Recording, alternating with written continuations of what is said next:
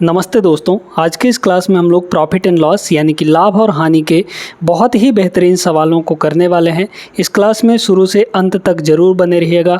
बहुत महत्वपूर्ण सवालों को लेकर आए हैं और ये सारे के सारे सवाल आपके लॉजिकल सवाल होने वाले हैं, बेहतरीन लेवल के सवाल होने वाले हैं।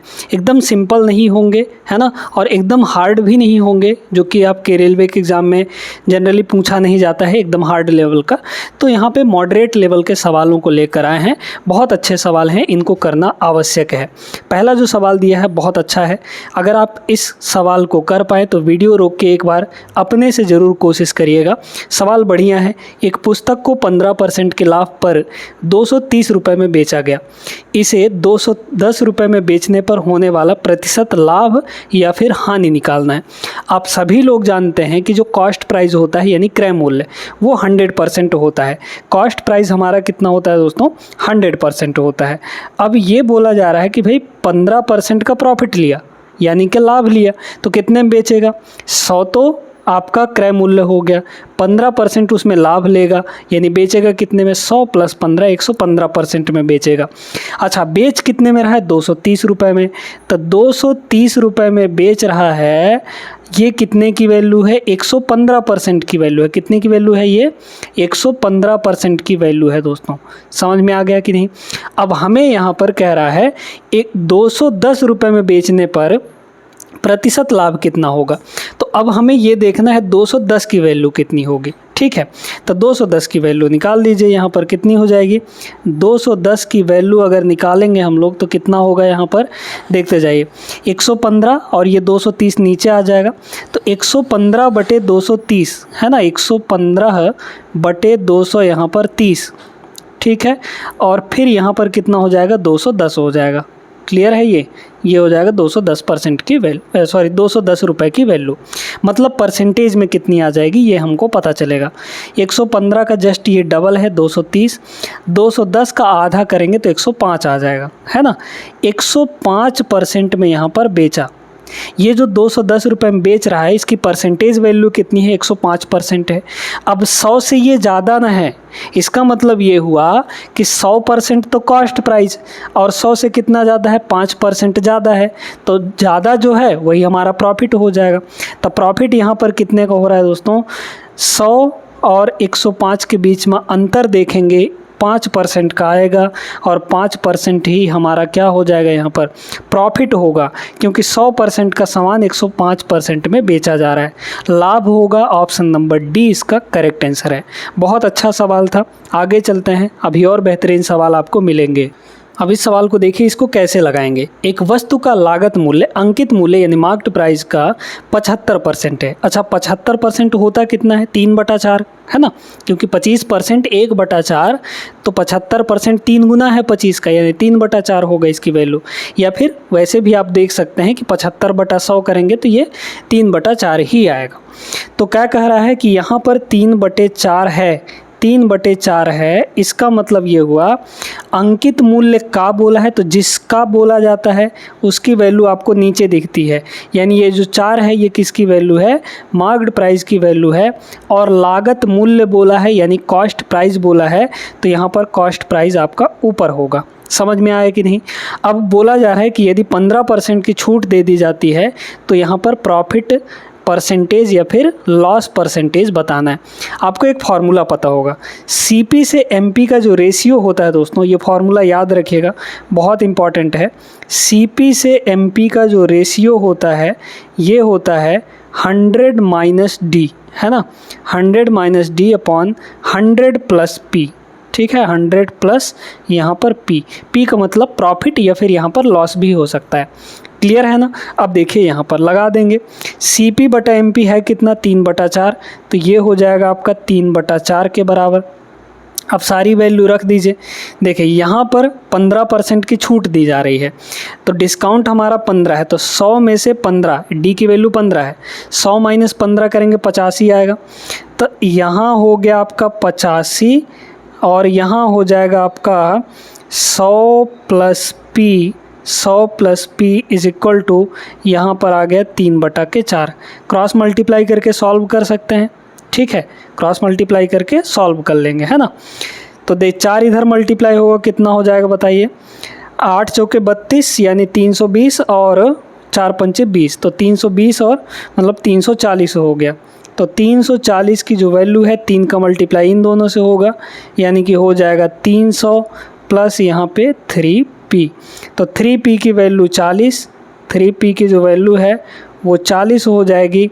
और यहाँ पर जो प्रॉफिट आएगा वो कितना आएगा? 40 बटा यहाँ पर 3 आ जाएगा। तो 40 बटा 3 यानी कि 13 3 39 यानी कि 13.33 है ना, 13.33 इसका करेक्ट आंसर है। लाभ होगा ऑप्शन नंबर बी। अच्छा, एक चीज़ और बता देते हैं, अगर ये वैल्यू नेगेटिव आ जाती, अगर ये वैल्यू नेगेटिव आ जाती तो वहाँ पे लॉस होता। नेगेटिव यही रिप्रेजेंट करता है कि वहाँ पे लॉस हो रहा है। क्लियर है? चीज़ें अच्छे से समझ गए होंगे। आगे चलते हैं अगले सवाल पर। अगला सवाल देखते हैं। बहुत ही बेहतरीन, एक पेन को 144 रुपये में बेचने पर अनुराग को क्रय मूल्य पर 1/7 की हानि होती है। क्रय मूल्य पर बोला है, यानी कि क्रय मूल्य की वैल्यू हमारा नीचे है, ठीक है, जिस पर यानी जिससे कंपैरिजन की जाती है उसकी वैल्यू नीचे रहती है। तो यहाँ पर कह रहा है कि 1/7 का लॉस हो गया, किस पर? क्रय मूल्य पर, यानी कि नीचे हमारा क्रय मूल्य है यानी CP है।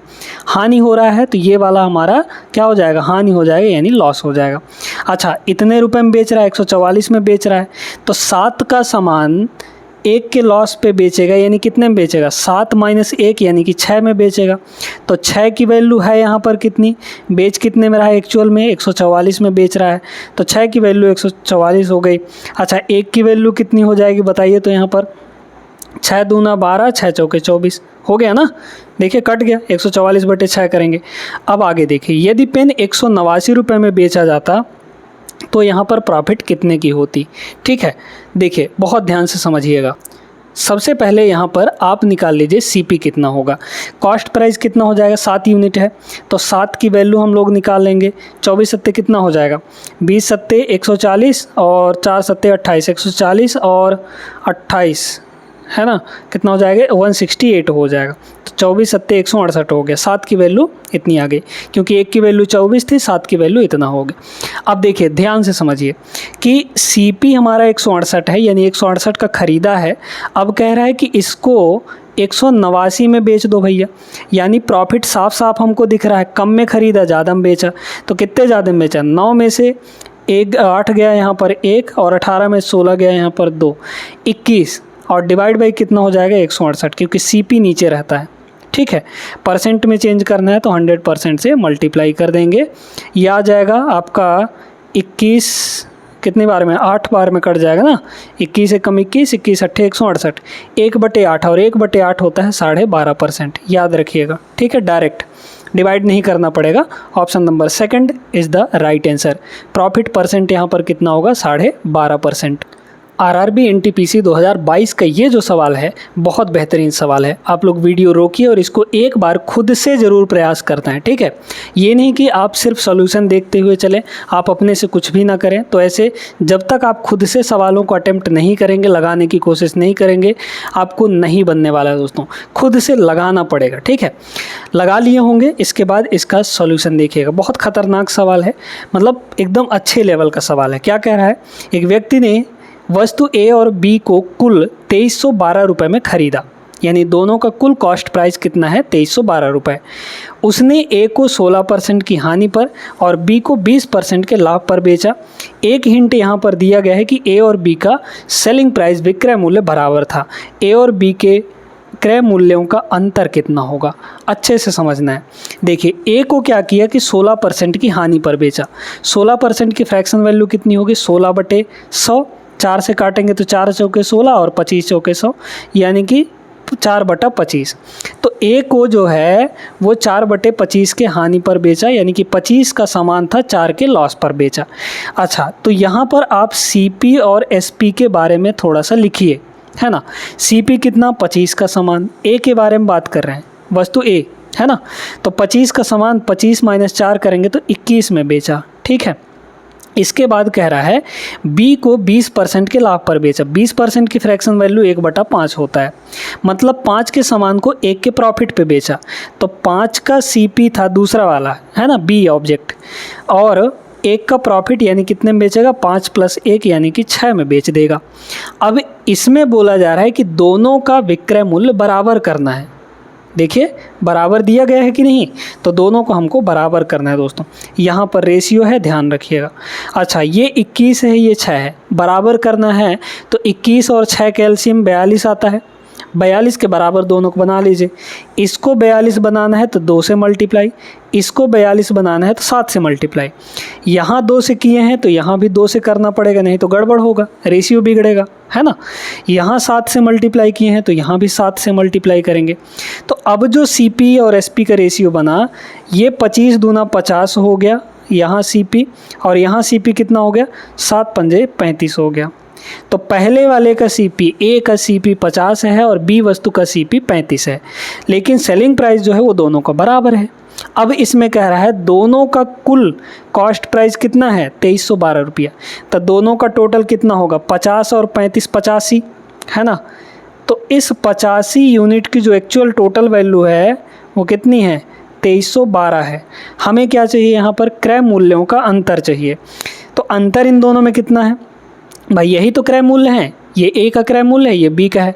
50 में से 35 घटाएंगे 15 आ जाएगा। 15 की वैल्यू हमें चाहिए यहाँ पर, ठीक है। तो देखिए पहले 5 की वैल्यू निकाल लीजिए, तो 17 से काटना पड़ेगा, है ना।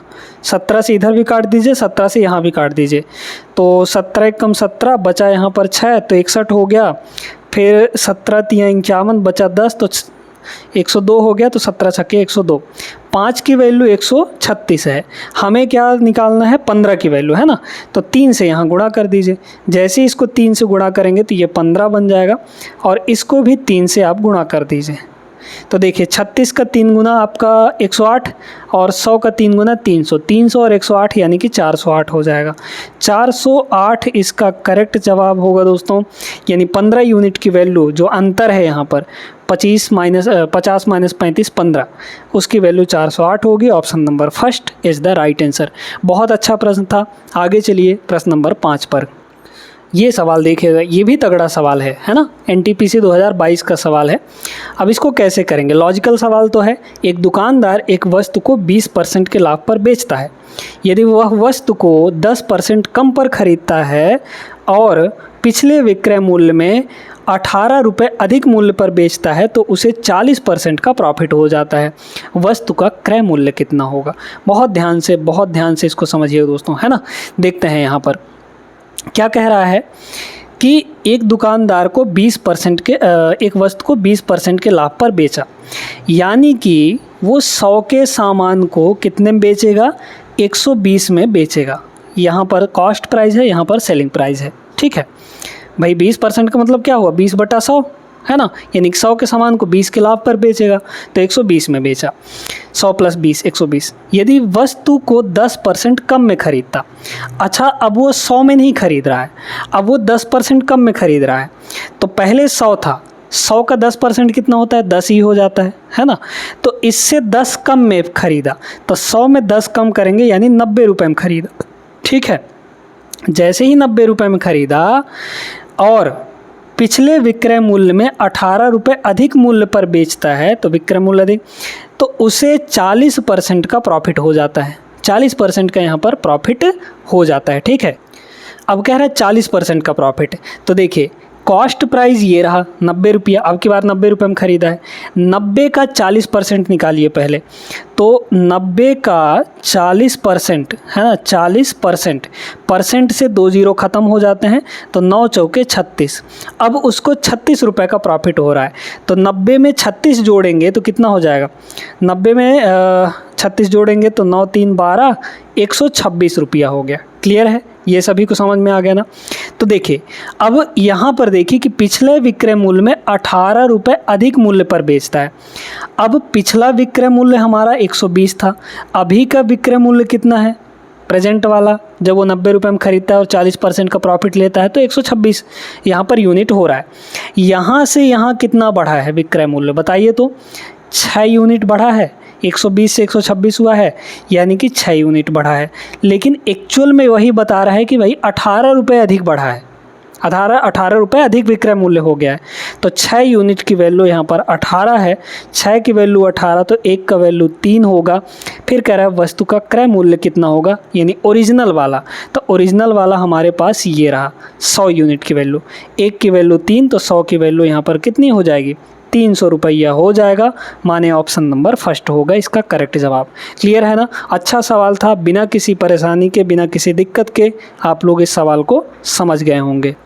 आ जाइए इसको देखते हैं। ये तो सिंपल सा ही सवाल है, ज़्यादा कठिन नहीं है। एक वस्तु को 2332 रुपये में बेचने पर किसी व्यक्ति को 12% की हानि हो जाती है, वस्तु का क्रय मूल्य कितना होगा। क्रय मूल्य आप सभी जानते हैं कि 100% होता है।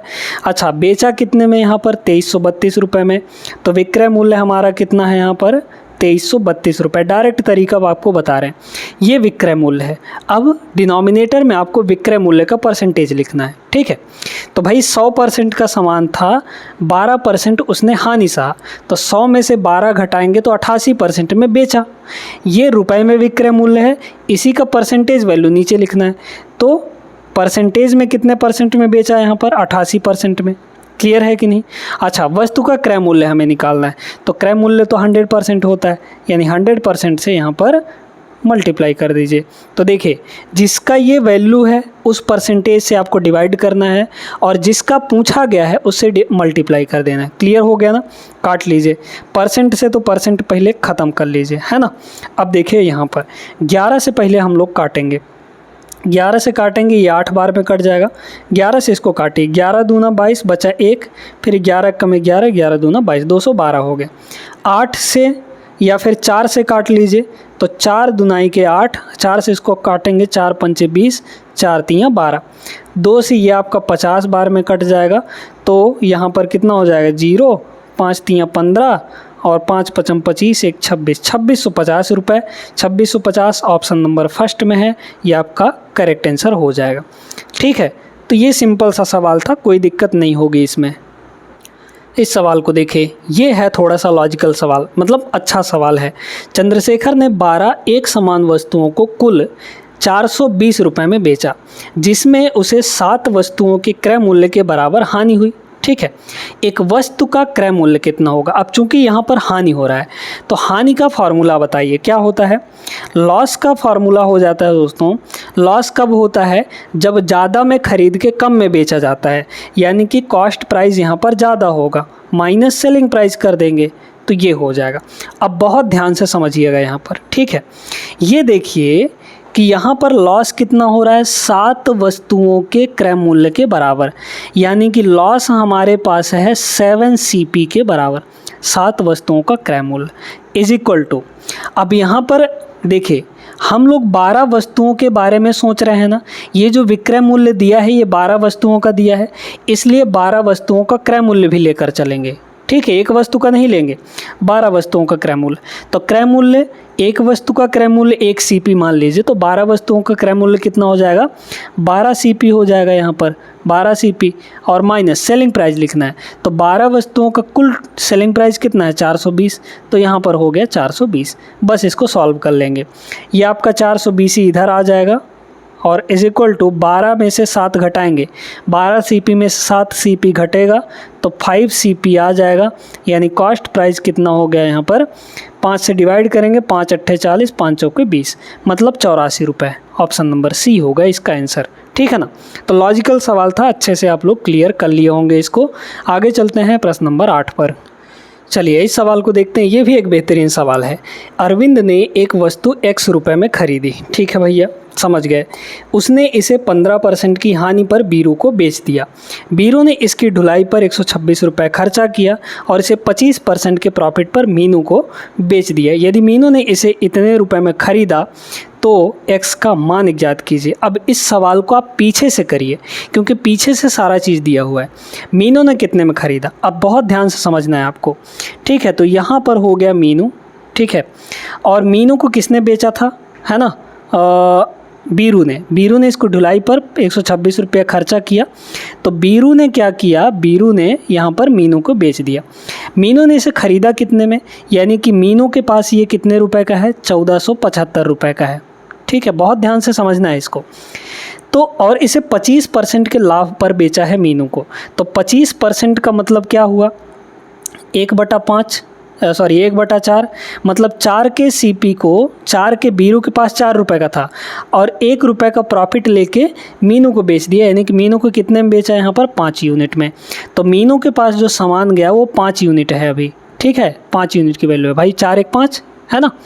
तो 5 की वैल्यू यहाँ पर इतना है, मतलब 1 की वैल्यू कितनी हो जाएगी बताइए। तो 5 की वैल्यू इतनी है तो 1475 को 5 से डिवाइड करिए, कितना आ जाएगा, कितना हो जाएगा, 5 दूना 10 बचा 4 तो 47 हो गया, 5 9 45 फिर बचा 2 5 5 25, 1 की वैल्यू 295 है। अब यहाँ पर बीरू के पास सामान कितने का होगा बताइए। तो बीरू के पास बताइए यहाँ पर कितने का होगा, क्योंकि उसने 25% का लाभ लिया था, ठीक है, 25% का लाभ लिया था, ठीक है ना। तो बीरू के पास वो कितने का रहा होगा बताइए। तो 4 यूनिट की वैल्यू निकाल लेंगे, 1 की वैल्यू इतनी है तो 4 की वैल्यू कितनी हो जाएगी बताइए। तो 4 से गुणा कर देंगे, तो 4 से गुणा करेंगे इसको तो 4 पंचे 20 बचा 2, 4 9 36, 36 2 38 का 8 हासिल 3 बचा, 4 दूना 8 3 11। इसके पास जो सामान था वो 1180 रुपये का था, ठीक है, 80 रुपये का था। लेकिन ये जो है ये कब है, जब उसने 126 रुपये खर्च कर दिया है तब इतना रुपए का है वो, है ना, तब ना फिर उसके बाद वो 25% का लॉस प्रॉफिट लिया। क्लियर हो गया कि नहीं। तो इसमें 126 रुपये जुड़ने के बाद हुआ है। तो अब देखिए कि यहाँ पर अरविंद ने एक वस्तु, अच्छा उसने, अब तो अरविंद है यहाँ पर, अरविंद ने बीरू को बेचा था, ठीक है, बीरू ने अपना पैसा लगा के कितना बना लिया उसको, यहाँ पर 1180 रुपये बना लिया। कितना खर्च किया था उसमें, 126 रुपये खर्च किया था, अपना पैसा, बीरू ने अपना पैसा खर्च किया था, है ना।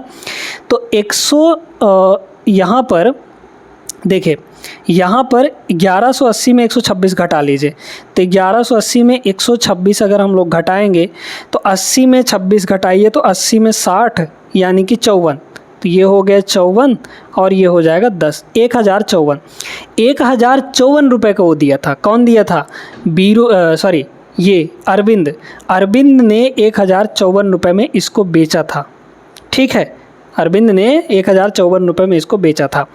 अब यहाँ पर जो सामान है, अब देखिए अरविंद ने क्या किया कि x रुपये में ख़रीदा था, जो भी ख़रीदा था, चलिए उसने इसे 15% के हानि पर बीरू को बेचा था। 15% की फ्रैक्शन वैल्यू कितनी होती है बताइए। तो 15% यानी कि 3/20 है ना, 3/20, मतलब इसके पास 20 का सामान था और 3 का लॉस लेके इसको दे दिया, तो इसके पास कितने का हो गया यहाँ पर 1054 रुपये का। तो 3 का हानि मतलब 20 पर 3 की हानि यानी कितना हो गया यहाँ पर 17 की वैल्यू।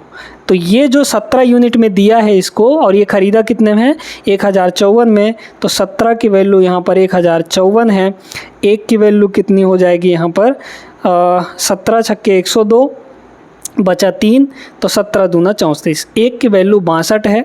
हमें क्या चाहिए, हमें चाहिए x की वैल्यू, मतलब अरविंद ने कितने में ख़रीदी थी, तो अरविंद के लिए कॉस्ट प्राइस हमारा 20 यूनिट है।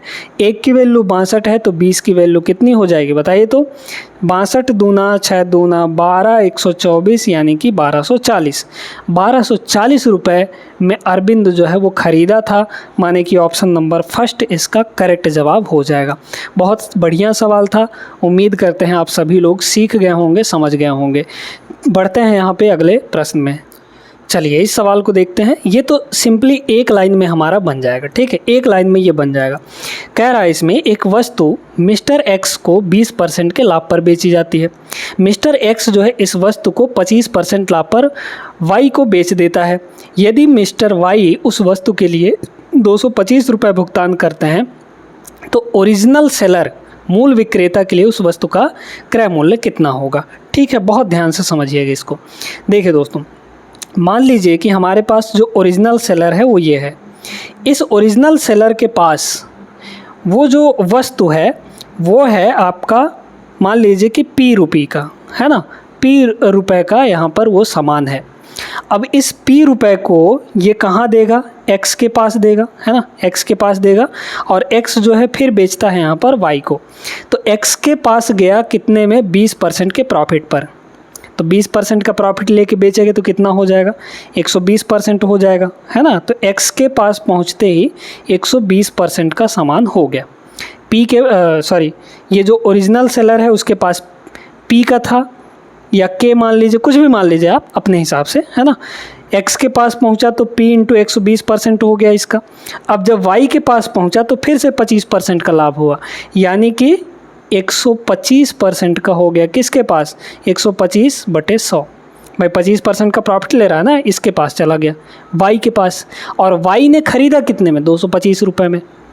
देख लीजिए, y के पास जो सामान था वो इतना ही था, इतने ही रुपए का था, और एक्चुअल में यही वैल्यू दे रखी है आपको 225।